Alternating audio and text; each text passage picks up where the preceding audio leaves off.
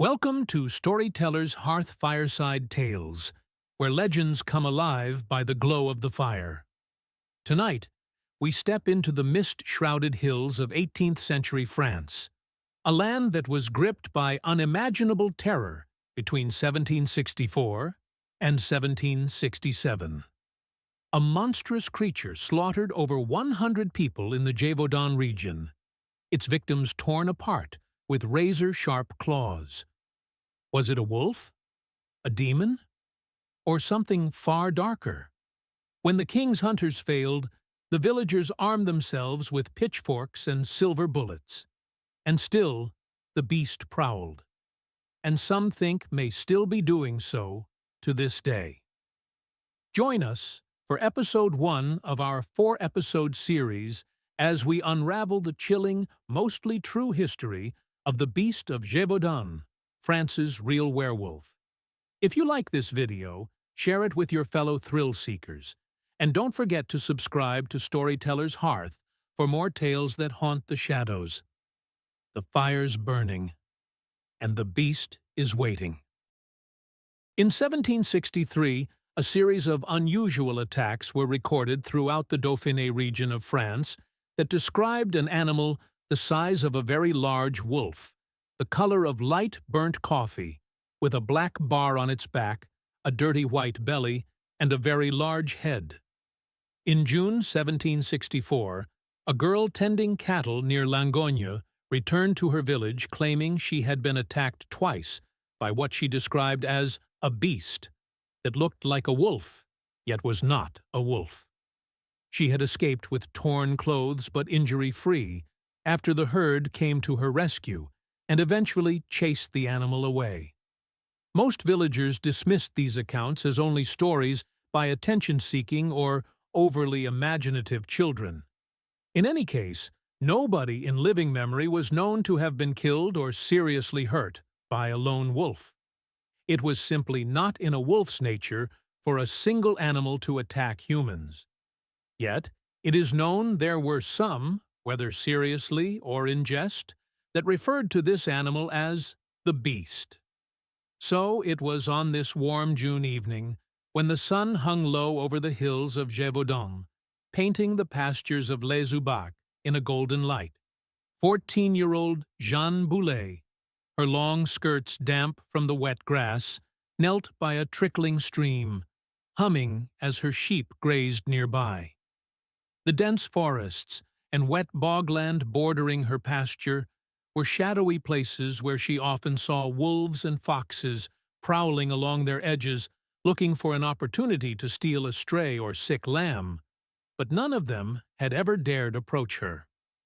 On this day, she noticed an uneasy silence had fallen over the forest. She heard a twig snap. Jeanne turned, squinting against the setting sun into the trees. At first, she saw only shifting leaves. Then there was a flash of movement. A hulking shape crouching low to the ground suddenly sprung forward. Its fur was matted, the color of dried blood, and its glowing eyes locked onto hers with chilling focus. This was no ordinary wolf. Its shoulders were too broad, its muzzle too elongated, and when it bared its teeth, they gleamed like a row of ivory daggers. Jeanne opened her mouth to scream. With its pointed ears flattened back and crocodile-like mouth wide open, the beast lunged. It struck with the speed of a viper, jaws clamping around her throat before she could make a sound. Her flock scattered in terror as the creature dragged her into the underbrush, its growls muffled by the girl's fading gurgles. By the time the villagers found her body, the dirt was dark with blood, her throat torn open with brutal precision. The parish priest of Saint-Étienne de Lugdarès recorded the death that evening, his quill shaking as he wrote, "Jeanne Boulet, aged 14, died by the teeth of the ferocious beast." He, too, had heard the talk about the other attacks, but this one was different. To him it felt like the first kill of a young lion. It had killed, it seemed, just for practice. And so, Jeanne Boulet went down in history as the first documented victim of the Beast of Gévaudan, The next day, she was quietly buried without sacraments or ceremony because she had died before confessing her sins. Within weeks, further attacks came like a storm, mostly upon lone villagers tending livestock. A boy herding cows near Langogne, his head and neck mutilated, was found in a ditch. A woman snatched from her doorstep in Overs, her screams cut short as she was carried off through the streets of the village. Several traumatized witnesses talked incredulously of a monster with impossible strength that walked on its hind legs like a man, a creature that shrugged off musket shots and moved like a demon between the trees. A handful of hunters who had shot it said it was as if it were wearing bulletproof armor. Several times after hunters were certain they had mortally wounded the animal, they were shocked to hear of it killing again only a few hours later. It stood on its hind legs to strike, supporting its entire weight on its hind legs and tail, swore one shepherd, his arm still bandaged. Its breath smelled like rotting meat, another volunteered. It was this characteristic fetid odor, like no other animal, that was a common thread of reports from any poor soul who found themselves close enough to smell it, yet fortunate enough to live to tell their tale. By the end of August 1764, Etienne Lafont sent hunters from Mende, led by Monsieur Mercier, to assist the various hunts being conducted near Langogne. However, Lafont quickly realized Mercier's efforts were hopelessly inadequate. Monsieur de Saint-Priest, the Count of Montcalm, then appointed Captain Jean-Baptiste Duhamel with his light troops to organize the hunts against the beast. Starting on September 15th, Duhamel and his troops began the hunt, arming any peasants willing to help him, but they returned crestfallen after weeks of failing to even catch sight of the beast. Shortly after their return, some other hunters coming out of a nearby wood saw the beast stalking a young boy hiding among his herd of cattle. Two of these hunters shot and hit the beast, which fell and got up after each shot, and then fled back into the woods, as if, they exclaimed, it was impervious to bullets. It was as if the animal repelled the bullets, they told anyone who would listen. The animal ran away so fast that no one was able to get off any further shots. The death toll continued to rise at such an alarming rate, so by winter it had surpassed a dozen. The traumatized people of Gévaudan now made sure to close their shutters and bar their doors at dusk. Not knowing what else to do, they hung crosses over their thresholds and feverishly whispered prayers to a god who looked to have abandoned them. The parish priest was overwhelmed with villagers wishing to confess even their tiniest of sins. Yet it was not enough. The clergy's catalogue of sins that had been committed in the village was growing daily. By December 31st, 1764, the Bishop of Mende issued an ecclesiastical decree for prayer and penance. This command, known in history as the Mendement of the Bishop of Mende, is a lengthy diatribe that described the beast as a scourge sent by God to punish them for their sins, and quoted Moses when he warned God would arm the teeth of wild beasts against them. It was a call for the villagers to perform more penance, prayer, fasting, and processions.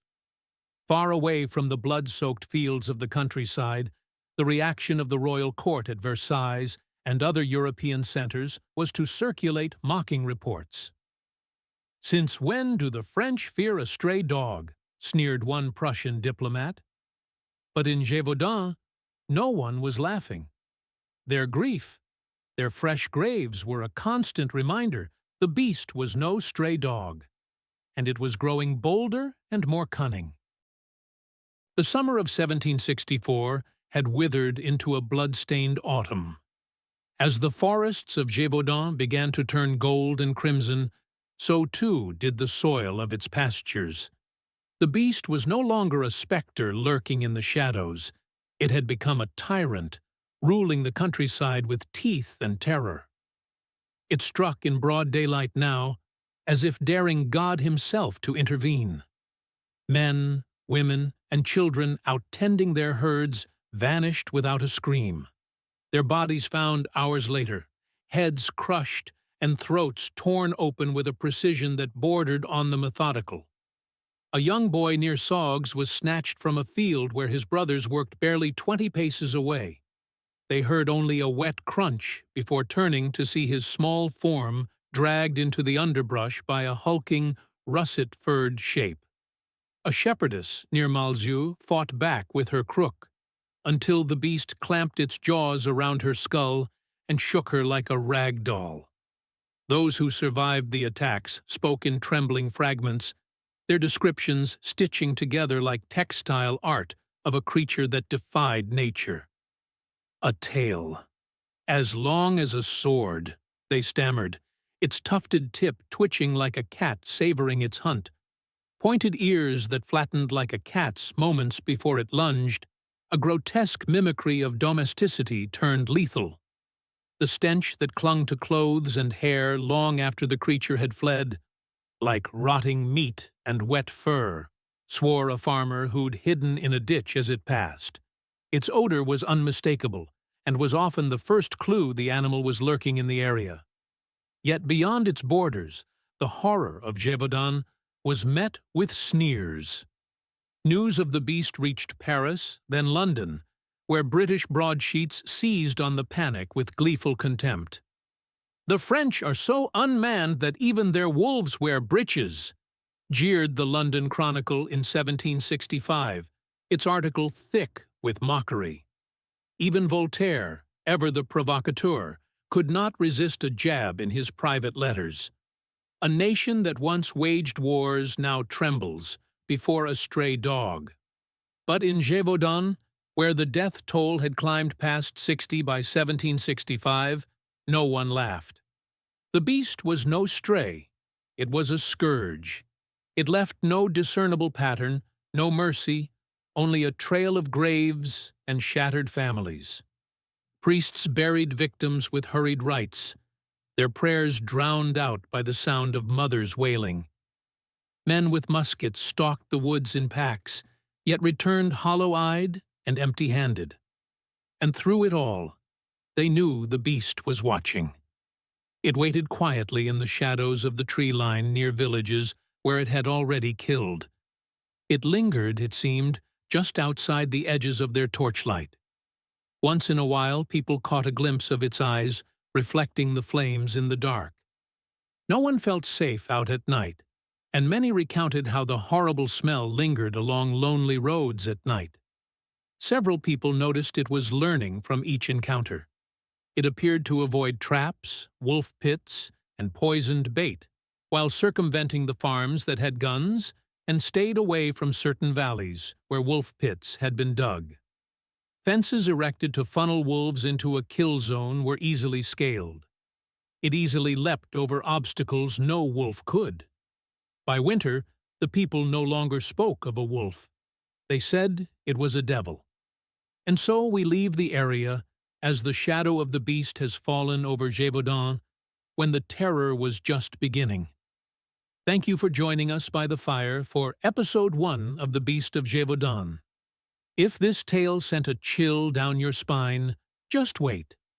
Episode 2 plunges deeper into the nightmare as the beast's rampage escalates, and desperate villagers turn to ancient rituals for solutions.